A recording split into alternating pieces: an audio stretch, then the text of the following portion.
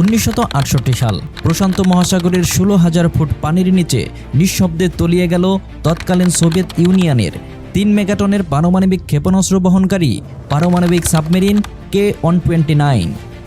সাবমেরিনটির ভিতরে তখন থাকা 86 জন সোভিয়েত নাবিক ও 3টি হাইড্রোজেন বোমার কোনো খোঁজই পেল না মস্কো। সোভিয়েত ইউনিয়ন তাদের পুরো নৌবাহিনী দিয়ে 4 মাস খোঁজার পরও যখন হতাশ হয়ে হার মানল, ঠিক তখনই পর্দার আড়াল থেকে খেলা শুরু করল মার্কিন কেন্দ্রীয় গোয়েন্দা সংস্থা CIA।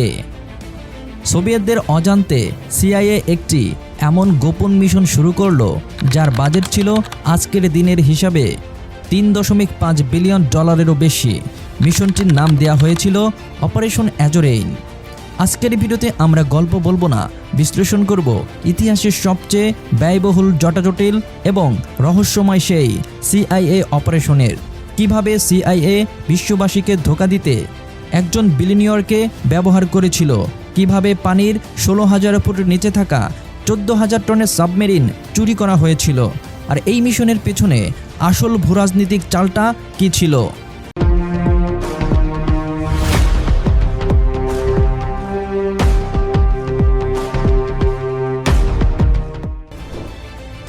ঘটনার সূচনা 1968 সালের 24শে ফেব্রুয়ারি। সোভিয়েত নৌবাহিনীর গল্ফ 2 ক্লাসের পারমাণবিক সাবমেরিন K-129 ওহাও উপকূলের দিকে টহল দিতে বের হয়, কিন্তু 8 মার্চ সাবমেরিনটির সাথে মস্কোর যোগাযোগ বিচ্ছিন্ন হয়ে যায়। সোভিয়েত ইউনিয়ন তড়িঘড়ি করে 40টিরও বেশি যুদ্ধজাহাজ এবং 53টি বিমান পাঠিয়ে প্রশান্ত মহাসাগরে বিশাল তল্লাশি চালায়, কিন্তু তারা জানতো না মার্কিন যুক্তরাষ্ট্রের কাছে তখন ছিল বিশ্বের সবচেয়ে শক্তিশালী সমুদ্রের নিচের সাউন্ড ডিটেকশন সিস্টেম, অর্থাৎ SOSUS। মার্কিন হাইড্রোজেন বোমার পরীক্ষা বা কোনো আকস্মিক বিস্ফোরণের রেকর্ড করার জন্য তৈরি এই SOSUS সিস্টেম 8 মার্চ একটি বিকট বিস্ফোরণের তরঙ্গ রেকর্ড করে। CIA এবং US নেভি সেই সাউন্ড ডেটা ট্রায়াঙ্গুলেট করে সোভিয়েতদের আগেই জেনে যায় সাবমেরিনটি সুনির্দিষ্ট নিখোঁজ হওয়ার স্থান। পানির নিচে সোভিয়েত ক্র্যাশ সাইটের সন্ধান পাওয়ার পর CIA প্রেসিডেন্ট রিচার্ড নিক্সনকে একটি রিপোর্ট পাঠায়। তাতে বলা হয় সোভিয়েত পারমাণবিক কোড তাদের হাইড্রোজেন বোমার মেকানিজম এবং ক্রিপ্টোগ্রাফি বুক হস্তগত করার এটাই সর্বকালের সেরা সুযোগ।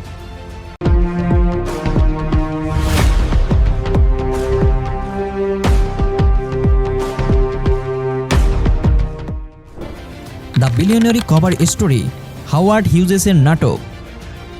কিন্তু সমস্যা ছিল একটি বিশাল। 16,000 ফুট পানির নিচে সোভিয়েত সাবমেরিন উদ্ধার করতে একটি বিশাল জাহাজের প্রয়োজন, কিন্তু সমুদ্রের মাঝখানে এমন জাহাজ দেখলে সোভিয়েত ইউনিয়ন সাথে সাথে বুঝে ফেলবে এবং যুদ্ধ লেগে যেতে পারে। তাই CIA সাজায় এক মাস্টার প্ল্যান। তারা যোগাযোগ করে তৎকালীন বিশ্বের সবচেয়ে ধনী এবং ইসেন্ট্রিক একগুঁয়ে বিলিয়নিয়র হাওয়ার্ড হিউজেসের সাথে।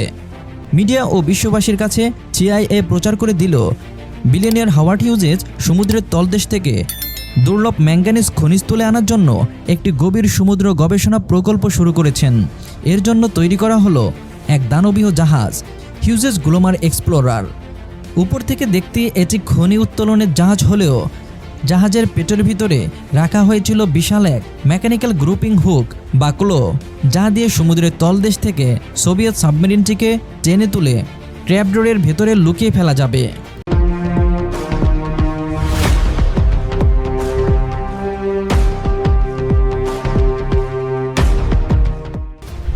16,000 ফুট পানির নিচে পৃথিবীর ইতিহাসের কঠিনতম কাজ।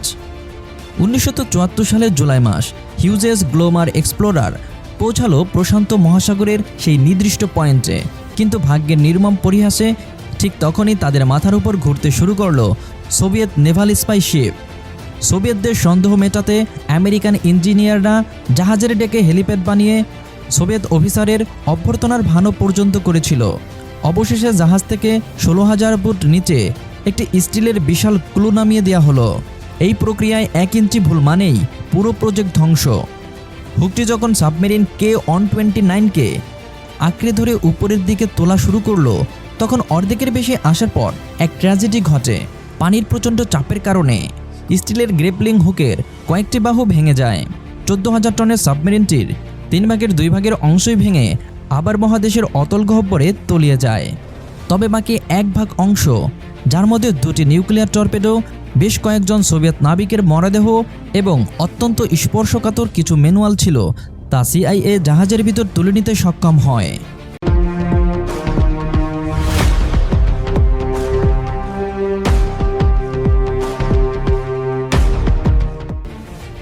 সিআইএ ভেবেছিল তারা মিশনটি সফলভাবে চেপে যেতে পেরেছে এবং বাকি অংশটি তোলার জন্য অপারেশন আজরিয়ান 2 শুরু করবে। কিন্তু 1975 সালের জুনে ঘটে যায় এক অবিশ্বাস্য অঘটন।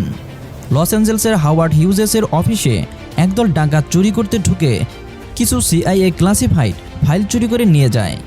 সেখান থেকে লস অ্যাঞ্জেলেস টাইমসে তথ্য লিক হয়ে যায়।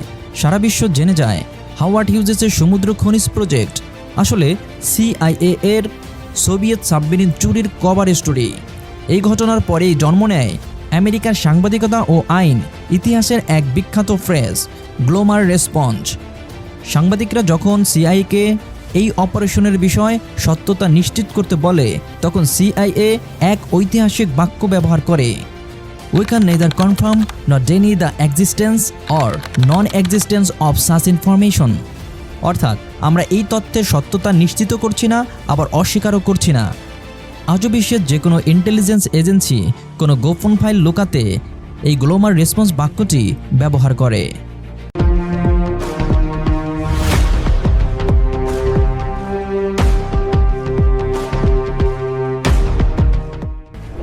Bangladesh and global intelligence context. Operation আজরিয়ান আমাদের শেখায় বিশ্ব রাজনীতিতে যা প্রকাশ্যে দেখা যায়, আসল খেলাটা চলে তার বহুগুণ গভীরে।